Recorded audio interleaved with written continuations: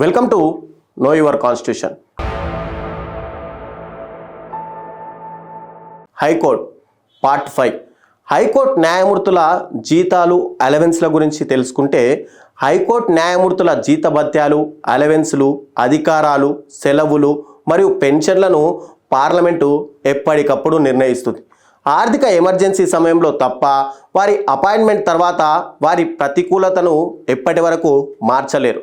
భారతదేశంలోని ఒక హైకోర్టు న్యాయమూర్తి జీతం ప్రధాన న్యాయమూర్తికి అయితే నెలకు 2,50,000 మరియు ఇతర న్యాయమూర్తులకు 2,25,000గా నిర్ణయించారు.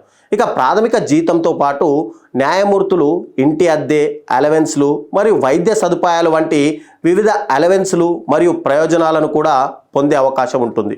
హైకోర్టు న్యాయమూర్తుల పదవీ కాలం గురించి తెలుసుకుంటే, హైకోర్టు న్యాయమూర్తి పదవీ కాలాన్ని రాజ్యాంగం అనేది ఇప్పటివరకు నిర్ణయించలేదు.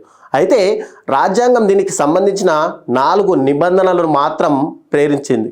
అందులో అతను లేదా ఆమె ఎవరైతే న్యాయమూర్తి ప్రధాన న్యాయమూర్తి ఉంటారో వాళ్లకు 62 సంవత్సరాల వయసు వచ్చే వరకు పదవిలో ఉంటారు. ఇక వయసుకు సంబంధించి ఏదైనా ప్రశ్నకు భారత ప్రధాన న్యాయమూర్తితో సంప్రదించిన తర్వాత రాష్ట్రపతి నిర్ణయించాలి. మరియు రాష్ట్రపతి నిర్ణయమే ఇది అంతిమమైనదిగా మనం గుర్తుపెట్టుకోవాలి. రాష్ట్రపతికి లేఖ రాయడం ద్వారా ఆమె లేదా అతను తన పదవికి రాజీనామా చేయవచ్చు. అతను లేదా ఆమె పార్లమెంటు సిఫార్సుపై రాష్ట్రపతి కార్యాలయం నుండి తొలగించే అధికారము ఉంది. ఇక సుప్రీంకోర్టు న్యాయమూర్తిగా నియమితులైనప్పుడు అతను లేదా ఆమె మరొక హైకోర్టుకు బదిలీ అయినప్పుడు తన కార్యాలయాన్ని ఖాళీ చేయాల్సిన అవసరం ఉంటుంది.